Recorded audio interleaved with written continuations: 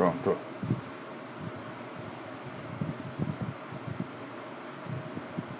Foi aí, galera. Vamos fazer aquela passagem da rodada nesse final de noite de hoje. E é isso. Vamos bater aquele desse início de noite, final de tarde, desse domingo. Dia meio bizarro. Que teve de tudo. Ontem já teve alguns jogos também que deixou a coisa meio estranha.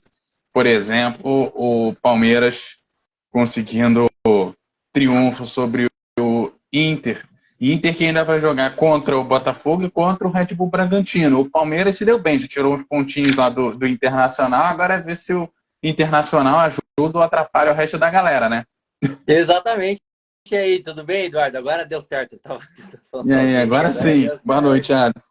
Boa noite, Eduardo. Boa noite, os amigos que estão entrando aqui na nossa live. Vamos falar um pouquinho da rodada aí do Campeonato Brasileiro, da rodada de ontem. Que rodada... Essa rodada à noite foi uma rodada bem interessante. A rodada de ontem também, né? A gente vai falar um pouquinho assim, no contexto. A gente que estava aí pela web rádio Melhor de Futebol na MF mais cedo, né, Eduardo? Um jogaço, acho que o melhor jogo né, entre Chelsea e Manchester City, como esse Haaland joga pra caralho, né? Joga muito esse cara, né? Estamos aqui para falar um pouquinho. Hoje falo do Manchester City, mas eu já tô aqui com orgulho da minha camiseta aqui do Newcastle, né? A terceira camiseta deles. Muito feliz aqui. Vamos junto. Terceira camiseta chegando para o Brasil, né? O Brasil sempre com aquele esquema meio estranho, né? De jogos, assim. A gente já viu de tudo aqui nesse Brasileirão. Agora, o que falta para completar nesse Brasileirão de rodada é coisa que não está escrita, né? Lembrando para a galera que tem jogo ainda na data FIFA, os jogos remanescentes aí das rodadas que não aconteceram. Basicamente, tudo jogos de rodada aqui pertinho para cá, né? Os jogos da rodada 30, 29, 30, 32 e 33, né? O jogo da rodada 30 é agora já dia 18, que é final de semana que vem, que é Fortaleza e Cruzeiro. Cruzeiro que volta no meio da outra semana, dia 22, contra o Vasco. Briga boa contra o rebaixamento. Esse jogo aqui é importantíssimo para as duas equipes. Fluminense e São Paulo jogam também dia 22. Esse jogo às 21 horas e 30 minutos. Jogo da rodada 32. E tem depois no dia 23, que é quarta e quinta, né? Se não me engano, da outra semana. Isso. Dia 29, às 19 horas, tem Fortaleza e Botafogo. E depois, no segundo horário, das 9h30, Flamengo e Bragantino. Se é que eu ainda entendo a minha letra. É por aí. Vamos começar então, Eduardo, falar das rodadas aqui, né? Vamos começar com as rodadas de ontem, né? A gente tivemos aí 3 Vamos lá. jogos, né? Vamos lá, vamos começar primeiro, falar um pouquinho esse Coritiba e Cruzeiro, pro primeiro jogo das 4 horas da tarde. Olha, Eduardo, tava lá. Que jogo, que tensão, hein? Que tensão feia que a gente viu, hein? Jogo invasão de campo, você que estava lá pode falar melhor do que eu o que é passar por isso. É sempre meio estranho, né? Exato, né? Do jogo em si não houve, né? A gente sabe, eu acho que eu nunca vi duas equipes tão limitadas dentro do campeonato, né? Como foi esse jogo entre Coritiba e Cruzeiro. Duas equipes praticamente não finalizaram, um chute a gol praticamente das duas equipes nos 90 minutos. Um jogo muito pobre e totalmente em emoção. A gente não teve emoção também. Faltou garra, faltou muita coisa. E isso mostra porque que as duas equipes estão na zona de rebaixamento e merecem ir para a Série B. Agora, falando da tensão, né? Um jogo que acabou causando a intenção foi o jogo da rodada, vamos dizer assim, dos fatos que a gente viu lá. Vou começar a explicar, a gente que estava lá na Vila Capanema, só lembrando que esse jogo foi exibido lá porque amanhã tem show no Couto, do Red Hot, né? Lá no Couto, show de rock. E aí o Curitiba mandou o jogo na Vila Capanema. Sempre tem uma parceria com o Paraná para mandar alguns jogos ali. Então o Curitiba já passou por alguns momentos que mandou os jogos ali desde 2010 ali na Vila Capanema. Só que tem um grande problema, né? É uma coisa que até eu falei ontem com os colegas ontem lá na Vila. É que a gente sabe que era um jogo dramático que poderia decretar tecnicamente o rebaixamento do Curitiba e poderia afundar mais ainda o Cruzeiro, né? E a gente sabendo que são duas equipes, são duas torcidas com imensas rivalidades, porque tem aquele tal da torcida aliados de torcida, né? A torcida do Cruzeiro é aliada a fanáticos, né? Aliada do Atlético Paranaense. Então, com isso, o torcedor do Coritiba, ele acaba se encoxando ali, acaba esse confronto. E não só Sim. isso, né? O confronto já vi. Antes, quando eu cheguei no estádio, cheguei bem 2 horas e meia antes pro jogo, a gente viu lá no estádio várias. Já tinha uma tensão, né? Algumas partes antes ali, porque a Vila Capanema fica na mesma rua do Arena da Baixada. Vamos colocar assim 1 quilômetro. Então é muito perto da torcida do Atlético para o jogo que estava. Então a torcida do Cruzeiro, a torcida da Raposa estava junto com a Fanático. Então já tinham umas coisas lá fora já acontecendo. E pouco policiamento lá fora para acompanhar isso. Agora, a questão que eu falo, e a questão que, né, Eduardo, que a gente estava debatendo até hoje mais cedo, o problema a gente sabe que é um jogo é um jogo muito tenso que ia acontecer, como esses fatos. Tipo, acontecer um desastre, um rebaixamento de um lado, e o outro time do outro lado ficar numa catástrofe total, por que não teve mais reforçamento de segurança, né? Isso passa também pela gestão do clube do Curitiba, que é o responsável, que foi o mandante, o responsável também. Mas vou te falar uma coisa, Eduardo. Esse jogo, na Vila Capanema, não tem segurança nenhuma. Nem absolutamente nenhuma. A gente viu no ano passado o Paraná torcedor invadindo. Essa temporada a gente já viu também torcedores ali na segunda divisão invadindo dentro do Dorival Brito. Então é lamentável. Sim. É um estádio que não tem nenhuma estrutura danada para adaptar um jogo de Série A e de Série B. Vou colocar até o jogo de Série C, né? Porque Série C a gente sabe que tem equipes que tem gigantesco o contexto da Série C. Não tem condições de ter até quando não reforçar. As grades da Vila Capanema é muito ruim. É fácil de você arrombar, como a gente viu a torcida do Cruzeiro, né? Arrombando ali a grade do setor visitante, como a gente viu ali a invasão. Só o detalhe da invasão, né? A torcida após o gol do Coritiba, do Robson, que foi o único gol da partida, o torcedor invade, né? O torcedor do Cruzeiro primeiro invade para bater nos jogadores do Cruzeiro. E também foram alguns de perto, dá para ver que foi para pegar também o Robson, o Robson, outros jogadores do Curitiba. E com isso, como foram para bater nos jogadores e foram diretamente na torcida organizada, que era ali do lado, bem na frente das câmeras de TV, a torcida do Curitiba também, que para mim está errada também no contexto, acabou invadindo lá dentro do gramado. Vai vir punição, né, o que era para ser um fato isolado, pelo que deu para ver nas imagens, o que era para ser um fato isolado de um torcedor invadindo o campo, virou um negócio generalizado, um negócio pequeno se multiplicou assim numa velocidade enorme. Exato, exatamente, né? Mas isso já era óbvio, tá?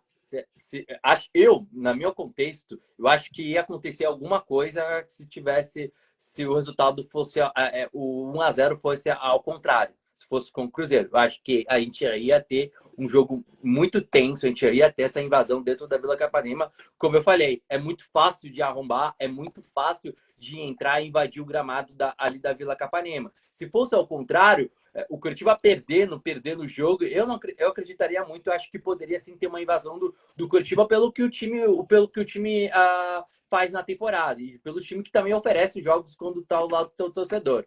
Mas isso não justifica as duas torcidas entrando, né? A torcida do Cruzeiro que fez bonito, até o gol do Curitiba estava fazendo bonito, cantando, incentivando o time, e depois de repente toma o gol, entra essa explosão. E do outro lado, eu, sinceramente, torcedor, né? Se fosse torcedor ali, não entraria, porque o time tá vencendo, sabe que pode vir uma punição. E deve vir uma punição a partir de amanhã no STJD, junto com a CBF. As informações que eu tenho, né, apurando os dados com o repórter da Rádio Itatiaia, que a gente conhece também da Rádio Tupi, que é o Wellington Campos, é que Curitiba e Cruzeiro vão ficar 30 dias em portões fechados. Isso mostra que praticamente o Brasileirão já não tem mais chance de ter torcida para ambos os dois clubes, né? Tanto para Cruzeiro e tanto também para Curitiba. Vamos ver se vai ter uma outra punição mais grave, pensando ainda em questão financeira e também pensando para a temporada seguinte, Eduardo.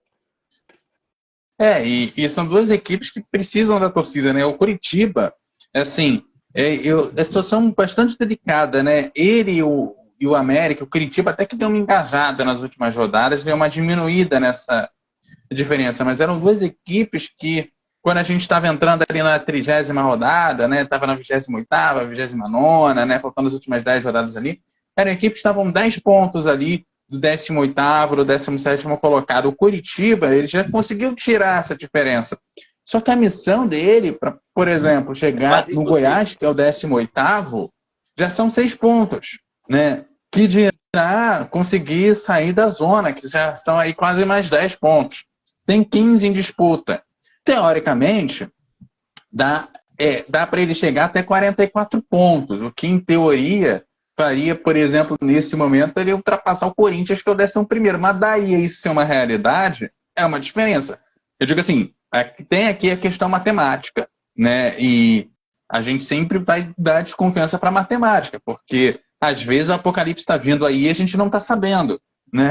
Exato. Mas, é... É bem difícil, né? O América já rebaixado. Assim, eu ainda acho que para mim o América joga mais do que o Curitiba, tá? O primeiro rebaixado joga melhor que Curitiba, joga melhor que Goiás, para mim joga melhor que Cruzeiro, para mim joga melhor que Vasco. E mostrou no jogo de hoje, que daqui a pouquinho a gente vai falar rapidamente sobre esse jogo. O problema do América, acho que foi muita a Sul-Americana, onde e esqueceu o Campeonato Brasileiro e alguns problemas, e muitos problemas defensivos, onde o time tomou muito gol. A pior defesa aí do campeonato. O Curitiba tem uma tarefa muito difícil. É impossível, tem que vencer a 4 jogos. Agora, vou colocar ali, porque eu acho que o Vasco se escapou, tá? Então agora estou sendo focado no Bahia. O Bahia não pontuar mais. O Bahia tem que fazer ali pelo menos só mais uma vitória. E o Cruzeiro e o Goiás também parar de pontuar. Então é bem difícil, né? O time já está praticamente caído. E esse Cruzeiro, e voltando a falar, né? Só dar um abraço aqui aos amigos que estão entrando. O grande Lucas, nosso companheiro aqui de equipe também. O grande Lúcio também acabou de entrar aqui. Aqui na live, o Lucas, que deve estar felizão aí lá na Arena do Grêmio. O Grêmio hoje patinou mais uma vez, hein? Depois a gente vai falar um pouquinho do Grêmio, mas só do Cruzeiro para a gente encerrar esse jogo. O Cruzeiro é incrível, né? O Cruzeiro que terminou o primeiro turno, se passava muito que o principal fator do Cruzeiro era torcedor. Né? A gente tem que criticar sim o torcedor, porque aquilo ali que a gente viu não são torcedores, são bandos de barmanchos, né? São bandos que não entendem futebol. Realmente, eu sou daquele tipo de pessoa que pensa assim, Eduardo, que não entende de futebol. Vai lá para brigar. Né? Esses torcedores são aqueles mesmos. Essas pessoas são aquelas mesmas pessoas que criticam, que vai lá na frente para fazer baderna, que quebra a cidade, que ameaça os jogadores, né, que ameaça a diretoria, que isso não pode acontecer. A crítica tem que existir sim, tem que existir pressão para o gestor, principalmente, né? Mas chegar a esse ponto de violência não pode. Isso não é futebol, isso precisamente foge de toda a origem que a gente fala de alguma coisa, né? É relacionada ao trabalho, é relacionada ao futebol. E o Cruzeiro vai pagar o pato, né? Eu acho que, para mim, tecnicamente, depois que a gente viu ontem, o Cruzeiro, para mim, está automaticamente rebaixado. E só para terminar aqui, o Cruzeiro, exato no momento antes que nós estávamos entrando aqui na live, acabou de anunciar que o Zé Ricardo não é mais técnico do Cruzeiro. Tanto o Zé Ricardo, como o clube também mandou embora o Kleber Santos, e o preparador físico, que é o auxiliar técnico, e o preparador físico, o Fábio também, foram mandados embora do Cruzeiro. Então o Cruzeiro, aí tomando as suas medidas, mandaram embora. Falando em gestão, vamos falar então do próximo jogo, que é Flamengo e Fluminense. O Fluminense, que aí tem uma questão interessante de gestão aí, que é um time que no papel não tem aquela grande estrela, não dá para a gente comparar, por exemplo, com o próprio Flamengo, ficou num 1-1 ontem, não dá para comparar com o Palmeiras, não dá para comparar até com o Atlético Mineiro, que vem tendo até bons resultados nos últimos anos. Mas é um Fluminense que vem surpreendendo, porque tem feito um feijão com arroz que tem garantido o título, que é como o caso da Sul-Americana. A Sul-Americana, o Fluminense veio vindo, e eu olhando e falando assim, cara, não é que tá jogando mal o time, mas, vocês estão fazendo um feijão com arroz. Feijão com arroz normalmente não ganha título, né? mas aparentemente foi tão bem feito, conseguiu o título e tá aqui. Ficou É ontem o 1-1 com o Fluminense. Flamengo com 2 a menos, né? É o, Sumiu um do lado exato, do Flamengo, um do lado do Fluminense. exato, né, Eduardo? É o Fluminense agora querendo estrovar a vida dos seus rivais, né? Já ganhou tudo que queria, né? Ganhou a Libertadores e jogando bem, não vamos esquecer disso, não vamos tirar. Ok, eu acho que o Botafogo não jogou bem, perdão, o Boca não jogou bem aquela final. É um Fluminense que no espírito de Fluminense, né?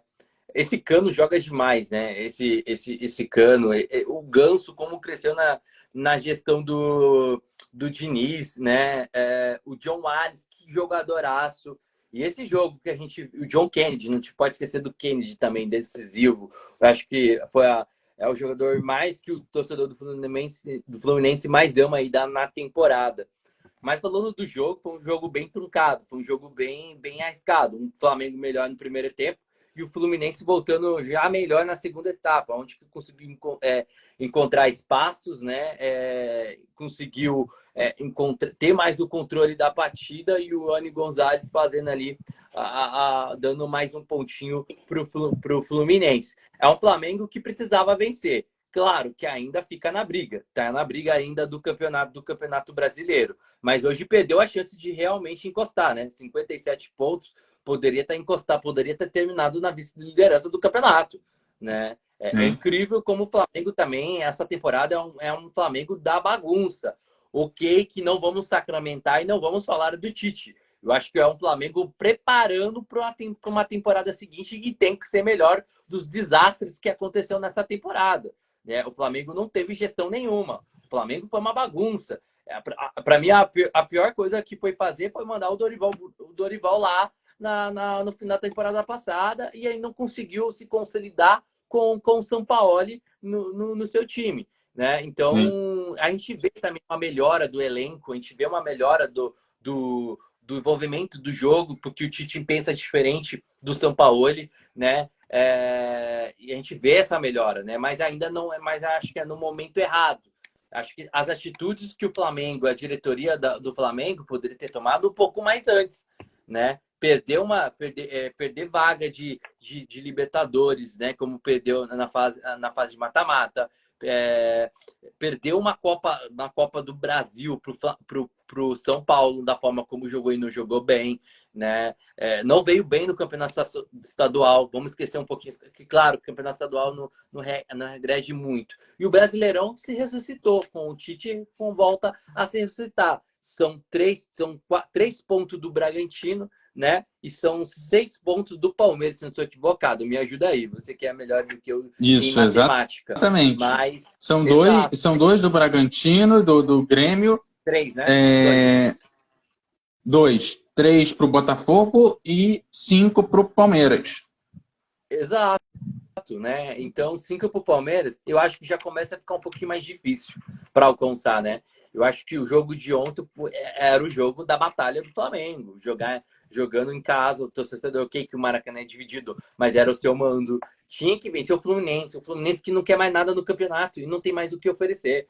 Né? É um Fluminense que vai aí para tirar ponto, vai roubar ponto, porque para ele pouco importa. Né? Ele já está na Libertadores, né? Já está garantido. E tem uma coisa engraçada, você está falando de tirar ponto, e aproveitando para falar da tabela, tem uma coisa engraçada. Quem abre a tabela hoje, do primeiro ao quarto, é o G4, paga direta na Libertadores. É o que a gente está acostumado, mas a gente não tem visto, porque a galera lá de cima normalmente tem ganho. Os campeonatos têm aberto as vagas.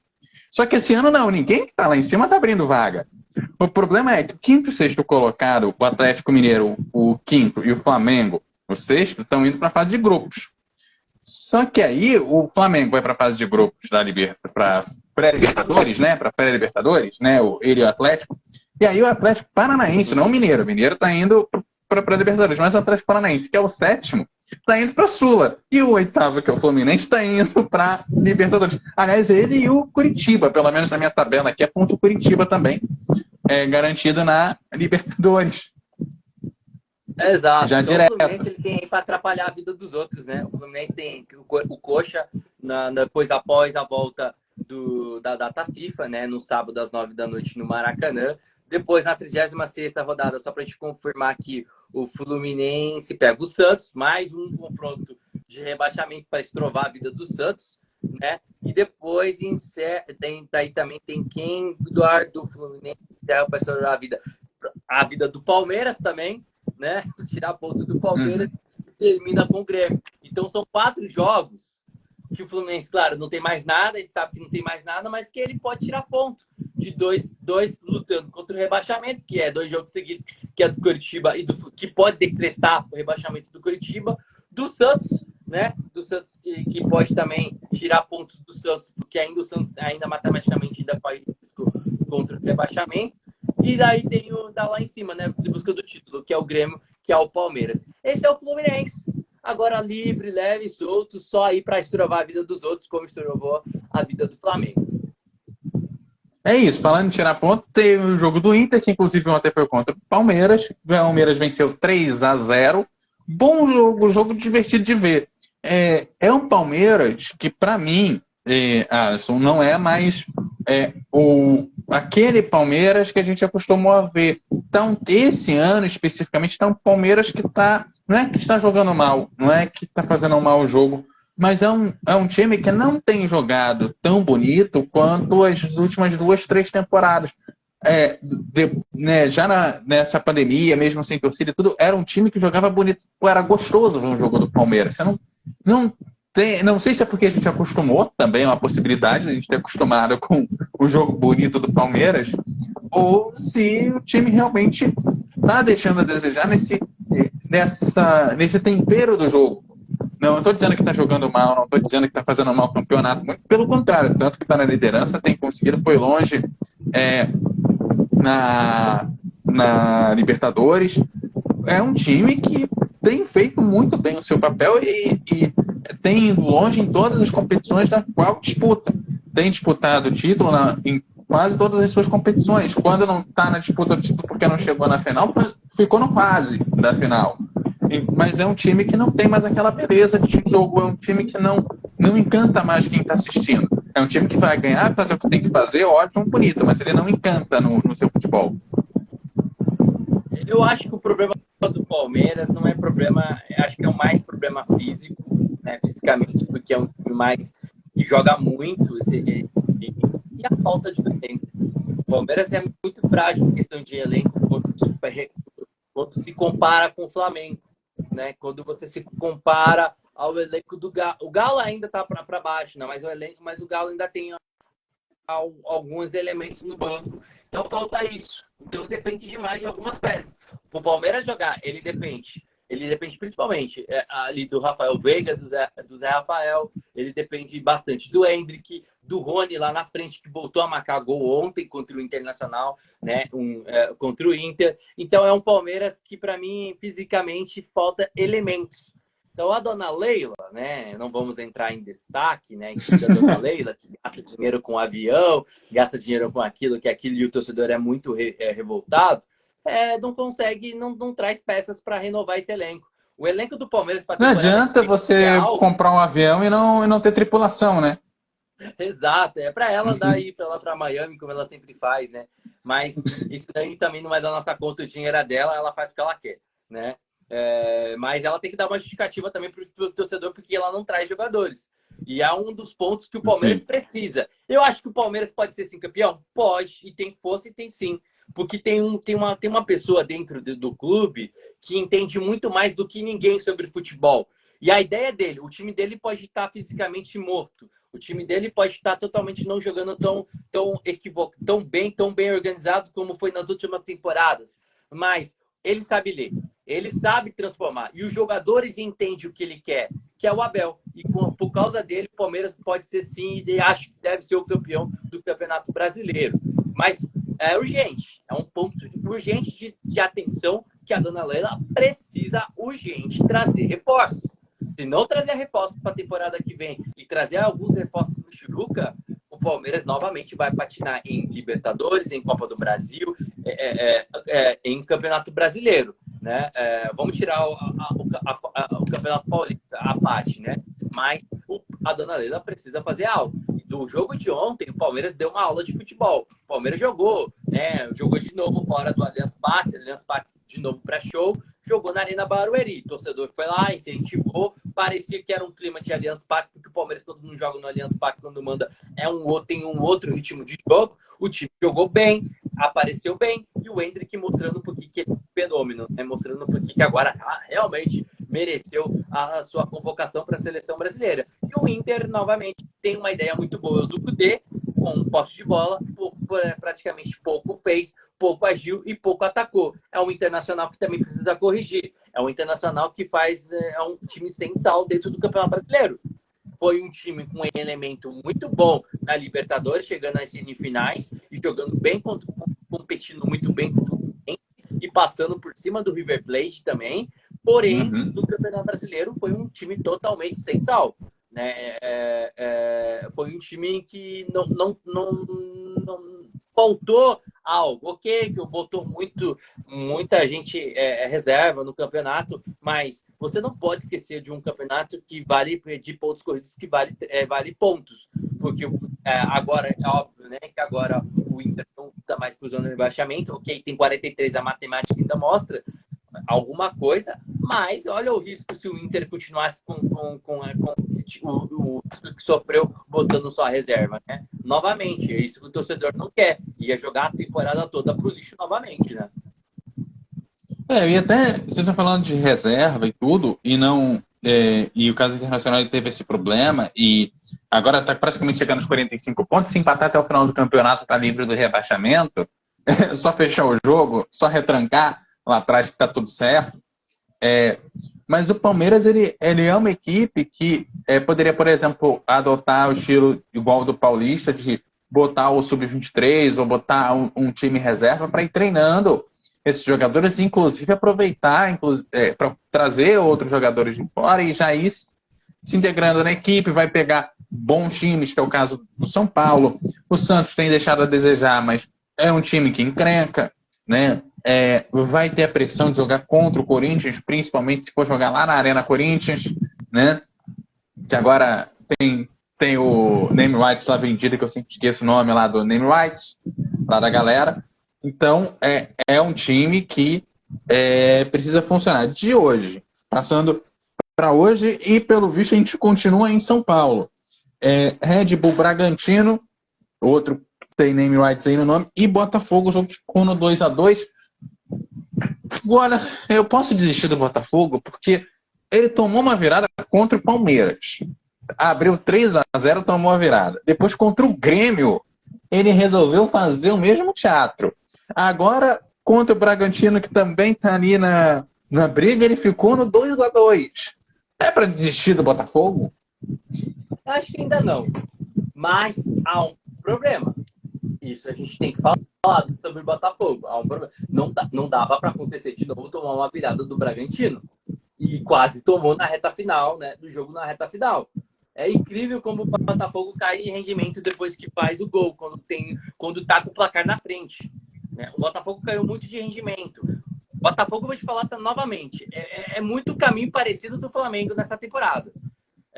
Foi um time por acaso, eu penso diferente. Acho que foi por acaso esse time do Botafogo, porque tecnicamente não é um elenco que se compara com os times lá em cima, como se compara com o Galo, com o Flamengo, com o Grêmio, né? Até acho que com o Palmeiras, até com o Atlético Paranaense, vou botar junto com o Fluminense. Não é um elenco que se compara para estar disputando como foi por acaso, né? Foi um elenco de uma gestão muito bom trabalho, que acabou dando muito certo, mas que das últimas viradas de turno o Botafogo começou a desejar, começou a cair e começou a virar uma bagunça. Essa troca de treinadores, isso prejudica muito o time e o rendimento do time. Não dá.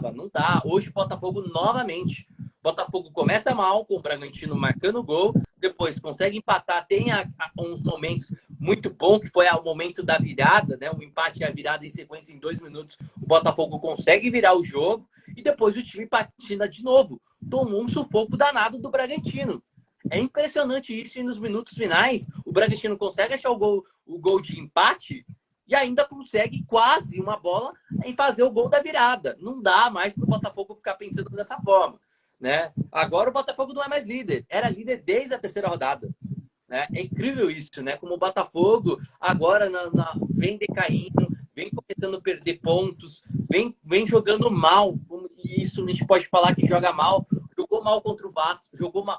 Primeiro tempo contra o Palmeiras. Foi muito bem. Vamos dizer que o Botafogo poderia, Eduardo, no primeiro tempo, Aquele fazer uma jogo goleada ali eu ampla. fiquei assustado. Era de se assustar aquele jogo com o Palmeiras no primeiro tempo. E o segundo tempo o time caiu de produção e tomou a virada. Tava 3-0 e tomou a virada para 4.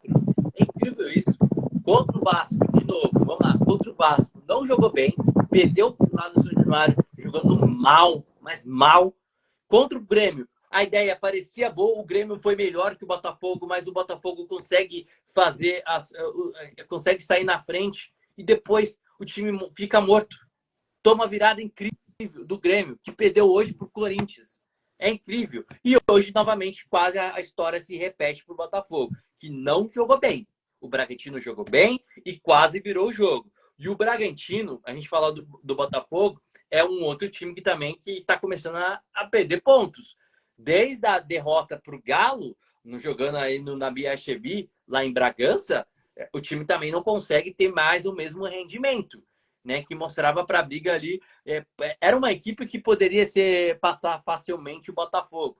Mas desde essa sequência do Galo para cá, ele não consegue mais ter esse rendimento. Não consegue mais ser mais produtivo lá na frente. O jogo de hoje até jogou bem, mas ainda falta. Eu acho que o Bragantino deu um passo para trás, hein, Eduardo? Sim, verdade. O Botafogo, nas últimas 10 rodadas, ele fez 9 pontos. É muito bizarro. O Vasco, que está lutando contra o rebaixamento, só não fez o dobro de pontos porque ele fez 17 só. Mas o Vasco fez o dobro de pontos. O Santos, que também está lá embaixo brigando pelo rebaixamento, fez efetivamente 18, né? Pontos em 10 rodadas. Tudo bem que quem pontuou mais, que foi o Bragantino ali junto com o Atlético Mineiro, fizeram 20 pontinhos, né? Então, assim, em 10 rodadas, assim, galera, se chegar a 20 pontos, são 10 rodadas até que a galera pontuou meio mal, assim, na média, né? Principalmente olhando a galera que está lá entre os cabeças. Mas não justifica você não conseguir pontuar pelo menos o número de rodadas, principalmente se você está brigando pelo título. É o mínimo que se espera. Eu acho que vai muito, como eu falei, acho que vai pelo muito da bagunça, né? Essa troca de treinadores, isso mexe na cabeça, isso mexe com o sistema tático da equipe, que eu não acho que foi Botafogo não foi um problema do Lúcio Flávio, sabe? Eu acho que tem coisas aí que vamos esperar a última rodada e a gente volta aqui e passa para vocês. Grêmio e Corinthians. Corinthians vencendo fora de casa. Romero! Seu Romero! Galera tá chateada, né? A dupla Grenal essa semana deixou a desejar. 4-0. Exatamente. Os gaúchos não tão legal, né? Nosso amigo Lucas, nosso colega, não tá legal não, hein? A dupla dele lá, dos times dele, acabou catimbando, né? É incrível. Vamos lá. O Grêmio, torcedor, fez o melhor jogo do Campeonato Brasileiro. É incrível isso no jogo contra o Botafogo. A virada heróica. Soares, esse cara é sensacional, esse Soares, né? É sensacional esse cara. Eu tive a chance de estar do lado dele no jogo que teve aqui no Couto. Foi impressionante como que é esse Soares, né? Ficar do lado dele e conversar com ele. Olha, Eduardo, é incrível, né? Como quando você tem equipes, eu não vou botar só o Grêmio, vou botar todas as equipes do futebol brasileiro.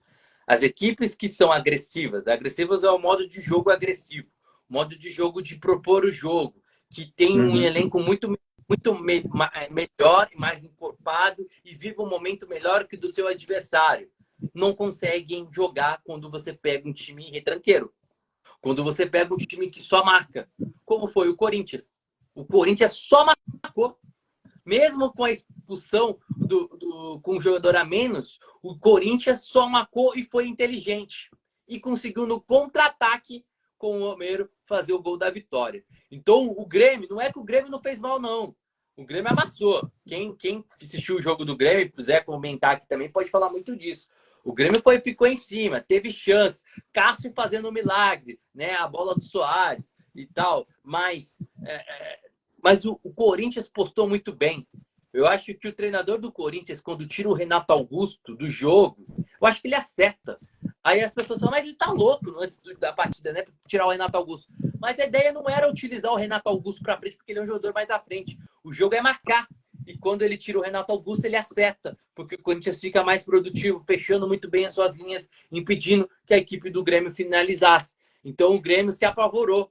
E dentro desse apavoramento vem as emoções. E dentro dessas emoções vem a tal da ansiedade. E quando o time tem muita ansiedade, o time não consegue furar o bloqueio do adversário. Foi assim que a gente viu hoje lá na Arena do Grêmio, né? Um Grêmio muito ansioso, muito ambicioso e não conseguiu, de forma alguma, de fazer o gol para cima do Corinthians. Então, para mim, o Corinthians foi melhor, sim, do que o Grêmio, pensando em estratégia, porque deu muito certo, mesmo jogando com jogador a menos. O jogo, a gente sempre falava, era um jogo para o Grêmio ganhar, né? O Grêmio é muito mais time que o Corinthians. O Grêmio tem um elenco melhor, vive um momento melhor, disputa o título ainda, de um Corinthians que ainda tá lá embaixo pensando agora, já escapou né? Mas pensando lá embaixo em rebaixamento.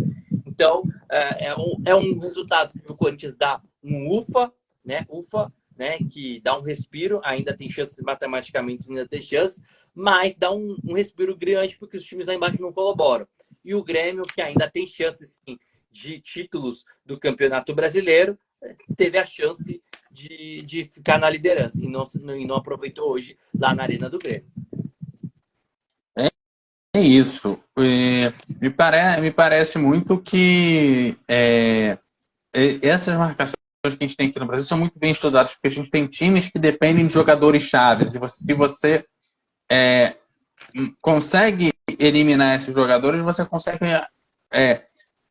travar o jogo. Eu acho que foi isso que aconteceu com o Grêmio. O Corinthians identificou o meio de jogo dos jogadores chaves, que isso nem sempre acontece. Às vezes você tem uma marcação forte, mas você vê que tem muito mais esforço de marcação do que efetivamente uma tática de marcação, e parece que o Corinthians hoje foi nessa tática de vai vir aqui, ali, vai fazer assim, pronto, acabou, matou o jogo do adversário.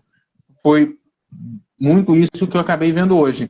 Na sequência, 18 horas, 30 minutos, aquele combo. Começando com o Atlético Mineiro e Goiás. 2-1 pro Atlético jogando em casa, atrapalhando a vida do Goiás, né? O Atlético Mineiro briga lá em cima, tá tentando o G4 ali para ir direto para Libertadores. Pro título, tá na briga, mas já é ali junto com o Flamengo a galera que tem uma missão mais complicadinha de chegar no título. Já são 5 pontos de diferença, 5 rodadas, é bastante coisa para tirar, mas não tá fora da briga. Mas assim, eu acho que o jogo de hoje, com essa vitória, ele atrapalhou mais o Goiás do que ajudou a própria vida. Exato, né? Esse jogo que a gente viu entre Atlético e Goiás, só assisti todos os jogos da parte das 6h30, menos o jogo do Clássico. Esse Atlético e Goiás, a gente pode definir em 2 tempos, né? Falando do jogo. O primeiro tempo foi um primeiro tempo muito amarrado de setores defensivos. Os 2 setores defensivos até os 30 minutos, marcando muito bem e não tomando pressão. Tanto o setor defensivo do Galo e tanto o setor defensivo do Goiás. A virada teve uma pausa para hidratação, né? Muito calor no Brasil, né, Eduardo? Muito calor. Uhum. E com isso, parece que o Galo acordou com essa hidratação e fez o gol com o Hulk de pênalti, uma besteira do jogador acho que era o Maguinho, se não estou equivocado, do Goiás, e o Hulk faz o gol. E o segundo tempo é um Atlético dominante, um Atlético para frente e um Goiás com muitas dificuldades, mas ainda o Goiás consegue achar um golzinho. Então é um jogo também que o Atlético não jogou tão bem assim como a gente esperava, né? De novo, equipes quando querem atacar, quando pegam times que só vêm para se defender, para jogar no contra-ataque, fica difícil de bombardear dentro da pequena área. Foi assim que o Galo teve muita dificuldade em propor lá na frente contra o Goiás, mas conseguiu garantir os 3 pontos, está vivo na luta contra a Libertadores. Eu acho que não pelo título, temos que ser realista, né? Acho que por título não. Eu acho que o Galo não luta, por mais que a matemática mostra, mas para mim o Atlético não está vivo, não está ali para conquistar o título, mas sim por Libertadores. Então conquista um resultado muito bom, porque vai até o sexto para a pré, né? Talvez assim a disputa dele é para ficar no G4, né? O G4 para ir para a vaga direta. Mas o Galo vai para a Libertadores, porque a diferença de ponto para o Atlético Paranaense são 6. A briga vai ficar com o Atlético Paranaense para ficar na vaga da Libertadores, mas para ir na Libertadores direta, aí com a disputa com o Bragantino, com o Grêmio, até com o Botafogo, aí sim pode pensar em G4.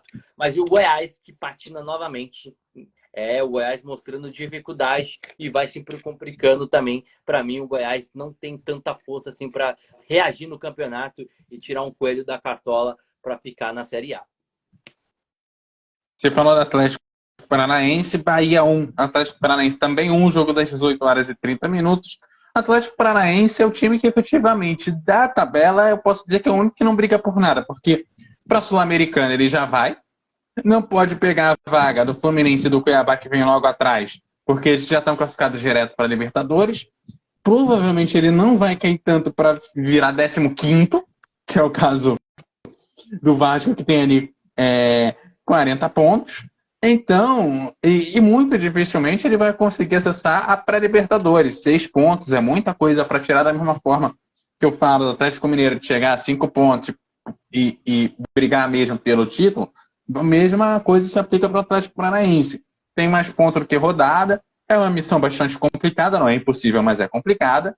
Então, acho que da tabela, o Atlético Paranaense é ali, né, na verdade, o Atlético Paranaense, Fluminense e Cuiabá, né, do 7º ao 9º, estão ali para cumprir a tabela, cumprir o contrato, ganhar direito de transmissão, e é isso aí. O Atlético ainda tem chances de Libertadores, tá? O Atlético tem chances ainda, luta pela vaga até o 6º e o 5º colocado, pela pré. E é o foco do Furacão, né? O foco do Furacão é no centenário jogar a Libertadores. Ano que vem o Atlético vai ser um time centenário. Então, o foco do Furacão é chegar pelo menos entre o 6º e o 5º. Ainda tem chance. A matemática mostra que tá 6 pontos do Atlético Mineiro e 6 pontos do Flamengo. Tem chance, ainda tá vivo e precisa. É um jogo de bagunça esse jogo de Bahia e Atlético Paranaense. Sinceramente, eu não gostei muito do jogo não, Eduardo. Eu achei que, primeiro, que o Bahia, ele mostra também ser uma equipe muito limitada, essa equipe do Rogério Ceni, que tem um jogador que joga bastante, que é o Biel, né, que joga muito, né, que é um jogador que equipes aí podem procurar ir para a próxima temporada. E é um Bahia que teve mais o domínio. De fato, o Bahia teve mais o domínio, jogou mais no ataque do Atlético Paranaense, mas pobre taticamente no poder de ataque. Quase não finalizou. Quando finalizou, também não foi tão concreto. Então, eu senti muito isso. Então, se a gente for olhar para o jogo, você fala, você tá maluco? Né? O Bahia já só jogou para frente, o Bahia ficou mais com a bola. Sim, mas ele teve muitas dificuldades para fazer essa bola entrar na grande área, né? E o Atlético Paranaense se optou por marcar mais e atacar pelo contra-ataque. E aí o Canóbio sendo muito importante, novamente, o craque do time aí. Com a ausência do Vitor Roque, é um time que sofre muito ali na sua produtividade no meio de campo e no ataque. Como faz falta o Vitor Roque nesse time e o Vitor Bueno que não jogou. E o Hugo Moura, para mim, foi um péssimo jogo da partida dele. O Hugo, né, praticamente morto em campo. As boas partes que o Bahia conseguia desarmar foi em cima do Hugo e o Hugo não apareceu. Coisas que o Wesley Carvalho faz e mexe que eu não entendo também na equipe do Furacão. Mas para mim foi um jogo de merecimento, o placar de 1-1, porque as duas equipes não tiveram rendimentos assim de nível técnico alto. Porque eu gosto do elenco do Bahia, só que o elenco do Bahia não colabora, não demonstra isso principalmente jogando em casa. É incrível isso. Nos times lá de baixo não conseguem ter rendimento jogando em casa. É incrível isso. No jogo de hoje até partiu para frente, mas faltou muita qualidade técnica para a bola chegar dentro do gol do Bento. Então foi um jogo praticamente um jogo meio a meio. Para mim foi muito justo o placar de 1-1. Uns duas equipes que eu discordo de você, Eduardo. O Atlético ainda luta pela vaga da pré-Libertadores, e o Bahia ainda está ali, é o foco do Cruzeiro, do Goiás, do Curitiba, né? É o foco ali para a zona de rebaixamento. Então, o Cruzeiro tinha... O Bahia, Eduardo, tinha tudo para O fazer Bahia 3 pontos hoje. que eu acho que quem deveria ter chegado para o jogo não chegou. Aí eu acho que o problema do jogo foi exatamente quem tinha o sangue no olho para fazer um bom jogo, simplesmente se limitou a não fazer. Sim, sim, concordo.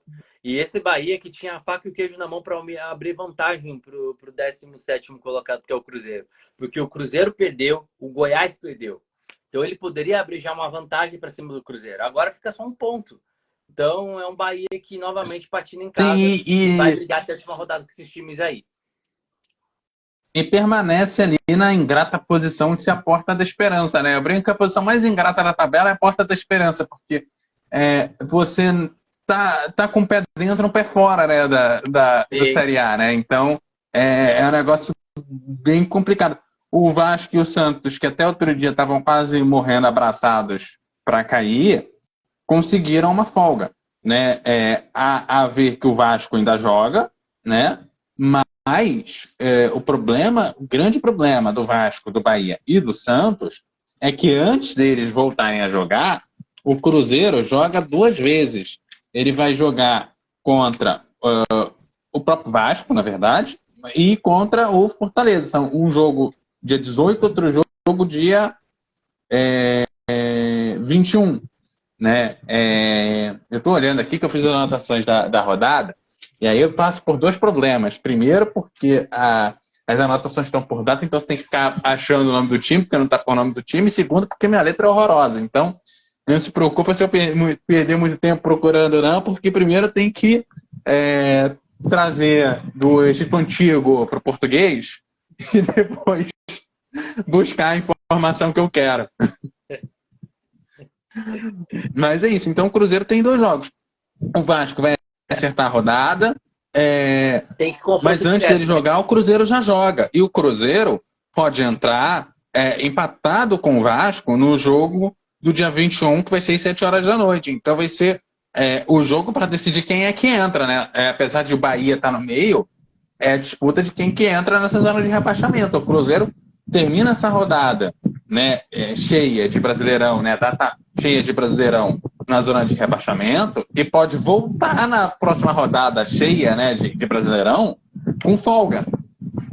Sim, sim, concordo. O Cruzeiro ainda tem a chance, né? O Cruzeiro ainda tem 2 jogos, como você bem falou, em Fortaleza sábado que vem, né? Pega o Fortaleza e tem esse duelo aí importantíssimo contra o Vasco. Acho que aí vai definir qual dos dois vai ser rebaixados. Vamos seguir em frente. Vai. Santos e São Paulo ficaram no 0-0. É um jogo que eu achei que fosse pelo menos ter saído um gol. Eu também não acompanhei o jogo, você falou que não viu.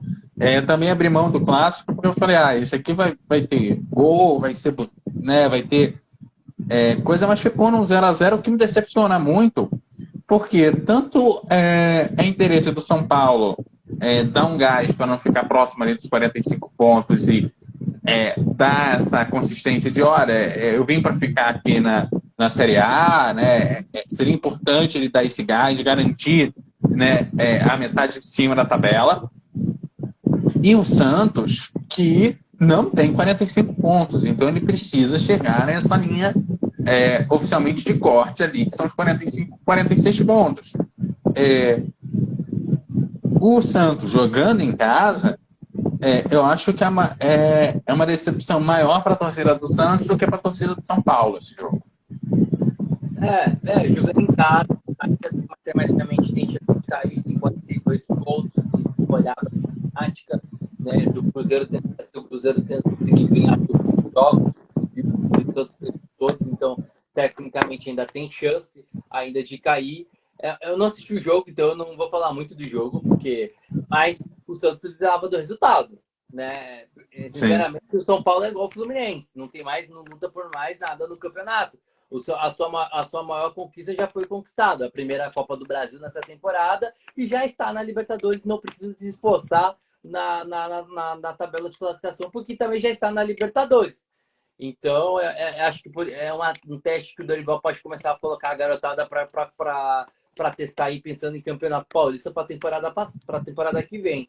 E o Santos que precisa lá ainda mais. O Santos que ainda precisa, para mim, mostrar mais performance e precisa, ainda tem chance taticamente, mas precisa mostrar mais rendimento aí para a sequência do campeonato. Cuiabá e Fortaleza, vitória do Cuiabá 2-1. Cuiabá surpreendendo, ficando na metade de cima da tabela. Né? É um time que o pessoal no início da temporada esperava menos de posicionamento na tabela. Não fechamos ainda, mas é um time que tem tudo para fechar na metade de cima da tabela, garantir um campeonato internacional. Me parece que é um time que também, como o Botafogo, está saindo melhor do que as expectativas, né? Está indo de vento em polpa, assim, dentro dos seus limites orçamentários, dentro dos seus limites de deslocamento, porque né, Cuiabá é outro time que se desloca muito no brasileiro, tem muita quilometragem no brasileiro, então isso também a gente precisa colocar em conta, né? Exatamente. O Cuiabá que hoje já se escapou. Com a vitória de hoje, o Cuiabá agora vai lutar pela vaga da Sul-Americana, né? Aí provavelmente vai para a Sul-Americana. É um Cuiabá que, após a entrada do Antônio Oliveira, mudou muito o seu patamar. O time cresceu, o time é bem organizado, o time é bem treinado, o time é bem postado em campo. É um time que convence, principalmente quando joga fora de casa, que consegue tirar ponto de muita gente. E é um time que hoje teve um rendimento muito bom com esse bom Fortaleza. Então foi um jogo claro, de alegria, e o torcedor comemorou muito na Arena Cuiabá, na Arena Pantanal lá, por causa que o time ficou na Série A e não vai mais ser rebaixado. Isso é fruto de um bom trabalho, de um bom rendimento. Dá para ver que o time está bem engajado, né? O jogador com o treinador. Isso é muito importante, porque a gente vê muitos times, e principalmente times de baixo, não tem essa ligação entre treinador e entre jogadores. Não tem esse relacionamento bom. E com isso a gente vê isso com o Cuiabá, que foi uma equipe sem sal no campeonato. Tanto pouco faz, né? Tanto pouco fez, tanto para não ser rebaixado, tanto para não lutar por Libertadores. Ficou estável ali. É um time estável, mas é um time bem competente, é um time bem organizado e bem treinado pelo Antônio Oliveira. É isso. E finalizando, 10º e último jogo, Vasco e América. Lá é o América lá de Minas. O América sendo com louvor o lanterna do campeonato e o Vasco conseguindo fazer sua parte para escapar do rebaixamento. Mais um risco de rebaixamento na sua história, mais um namoro grande do Vasco. Porque o Vasco também suou para sair do Z4, ficou muitas rodadas lá embaixo. O Vasco, depois de conseguir subir, eu acho que ele é a maior decepção, porque era o time que a gente talvez esperasse que o Vasco tivesse na posição que o Cuiabá está hoje. O Vasco, eu vou falar uma coisa, o Vasco não cai. Não cai mais, esquece, o Vasco não cai mais depois da vitória de hoje. E uma vitória superada com o Payet, né? Um gol de falta do Payet, muito bem cobrado, porque o Vasco não jogou bem. O Vasco foi um desastre. Falando em jogo, o Vasco foi um desastre. O time do América jogou melhor que a equipe do Vasco, jogou mais em cima, bem estruturado, bem organizado. O time do América é organizado, mas é um time que se desestruturou no Campeonato Brasileiro, né? Esqueceu o Campeonato Brasileiro e teve problemas defensivos, onde foi falhas, né? Ali por ali, foi fundamentais em alguns pensamentos de jogo que acabou levando ao rebaixamento. Mas o Vasco não fez por merecer esse jogo de hoje, não. Né? Conseguiu achar o gol no último minuto com o Payet, um golaço do Payet, porém depois de lá é um time muito limitado também, um time que precisa mudar algumas peças. Agora lembrando que o Pedrinho, né, ex-jogador Pedrinho, fez muita história, ex-comentarista também o Pedrinho, agora é o novo diretor ali o novo comandante do Vasco da Gama. Vai ter que fazer muita coisa para recuperar esse Vasco para a temporada seguinte. Eu acho que o Vasco não cai mais. Depois dessa vitória de hoje, o Vasco não cai. A briga deve ficar com com o Bahia e com os demais times para baixo. Mas é um Vasco. Pois é, e falando em Bahia, né? O principal rival do Bahia venceu hoje. Por conta de um pontinho, não foi campeão da Série B hoje, mas já garantiu acesso na final da noite de hoje, venceu o Novo Horizontino por 2-1. Hoje poderia ter sido um dia mais feliz para o Vitória se o Bahia tivesse entrado no Z4. Aí eles iam ter motivo em dobro para comemorar, né? Eles garantem o acesso e vem o principal rival entrar na zona da degola. Agora, eu só não torço para o Bahia cair, porque com o acesso do Vitória eu ficaria muito feliz de, depois de tantos anos, ver Bahia e Vitória domingão, 4 horas da tarde, de preferência para o Brasil inteiro, passando no jogo de Série A.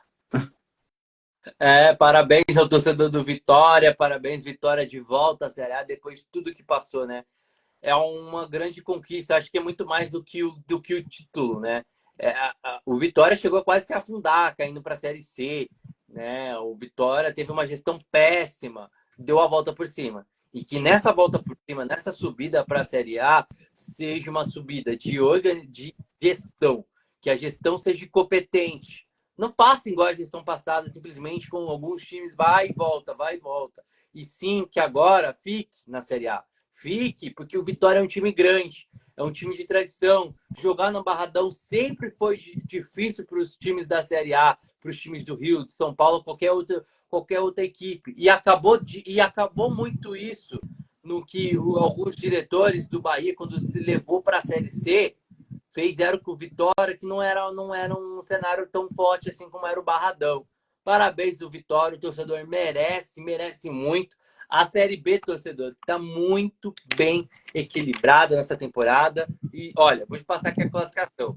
O Vitória tem 69 pontos, então já está na Série A e vai ganhar o título também da Série B. E tá decolado lá na frente.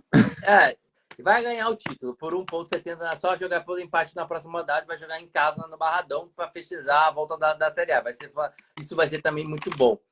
Daí fica a briga, porque daí para cá, do segundo para cá, tá todo mundo brigando por acesso, porque tá tudo igual ali. O Atlético Goianiense 61, o Criciúma 60, o Juventude 60. Ó, o Juventude voltando, caiu, já vai voltar na temporada seguinte.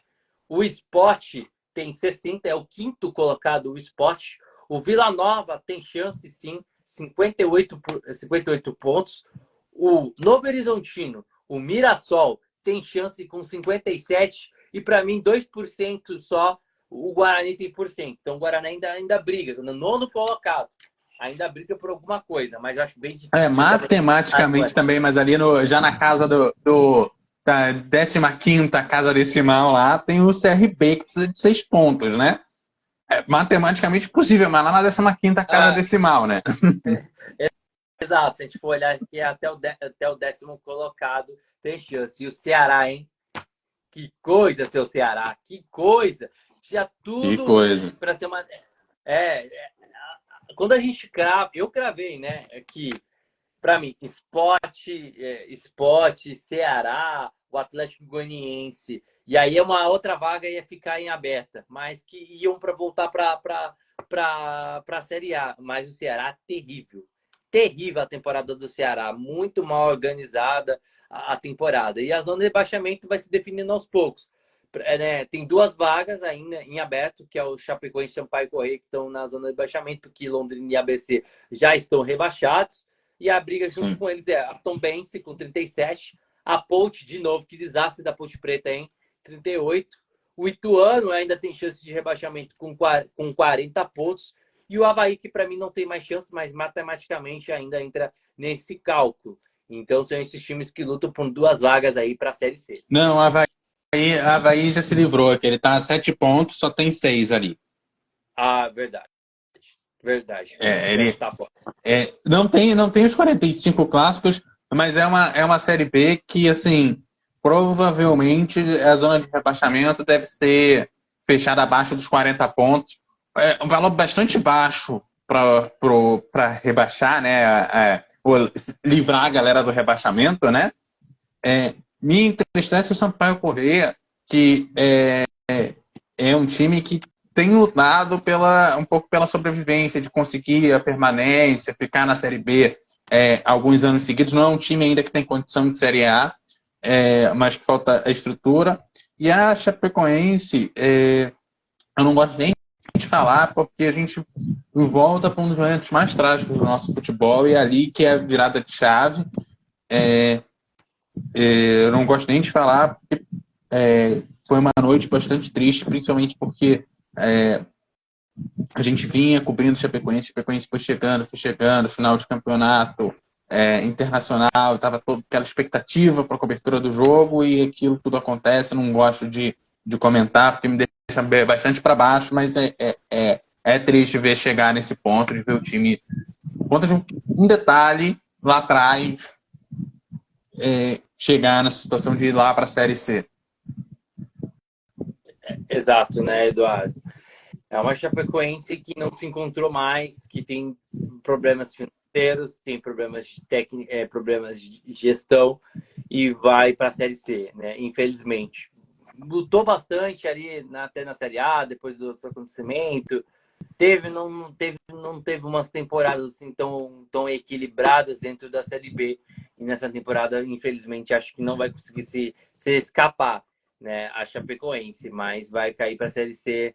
E esperamos que dentro do ano que vem seja uma temporada melhor, uma temporada mais incorporada, que volte a voltar ao auge da Chape, né? Chape está sempre eterno no nosso coração. É isso. É isso. Então a gente vai fechando, passando os jogos, novamente aqui os jogos da data FIFA, né? Dia 30, 18h30, tem Fortaleza e Cruzeiro. Depois, dia 22, 7 da noite, Cruzeiro e Vasco. 9h30, Fluminense e São Paulo. Depois, no dia 23, 19 horas, tem Fortaleza e Botafogo. E depois, Flamengo e Bragantino, jogo das 21h30. São jogos aí desse período de data FIFA. E depois a gente retorna pro Brasileirão lá com a rodada de número 35. Aí tem Corinthians e Bahia às 7h30 da noite do dia 25. Depois Atlético Paranaense e Vasco também às 7h30. Depois 9 da noite Fluminense e Curitiba, jogos de sábado. No domingo, dia 26, 4 da tarde, Botafogo Santos, Atlético Mineiro e Grêmio. E depois aquele chuva de jogos às 18h30, São Paulo e Cuiabá, Internacional e Bragantino, Fortaleza e Palmeiras, Atlético Mineiro e Flamengo. E depois, voltando o jogo de segunda às 8 da noite, Goiás e Cruzeiro, que é a briga pelo rebaixamento. A essa altura do campeonato, no dia 27, pode ser um jogo que a gente vai assistir para consagrar aí um rebaixado. Exatamente, eu também acredito que vai ser bem por aí. Bom, gente, é isso. Vou dar boa noite, volto. Eu e Elas, a gente vai ficar retornando com as lives, então, abraço para vocês. Aproveitar agora, 10 horas da noite, já migra para o outro futebol que tem jogão daqui a pouco. E durante a semana, lembrando, tem, para quem gosta de ligas americanas, hóquei no gelo, tem jogo no meio da tarde, quinta, sexta, 4 da tarde tem jogo, o jogo vai acontecer lá na Suíça. Depois, sábado e domingo, tem jogo de manhã, aquele horário que o domingo de manhã, que a NFL, né, o futebol americano, vai liberar o horário lá das 11 horas da manhã, tem jogo da NHL. Então, quem gosta de liga americana tá recheada a semana. E, claro, jogo do Brasil, tem Brasil e Argentina na data FIFA. Na data FIFA, tá lá, pra fora, gente. Valeu, Alisson, boa noite. Valeu, Eduardo. Valeu, galera que esteve com a gente na live. Tem seleção brasileira essa semana, hein? contra a Colômbia e tem um jogaço Uruguai e Argentina. E claro, a gente vai contando, vai fazer mais live, a gente vai contando tudo para vocês. Valeu, amigo, até a próxima. Até a próxima.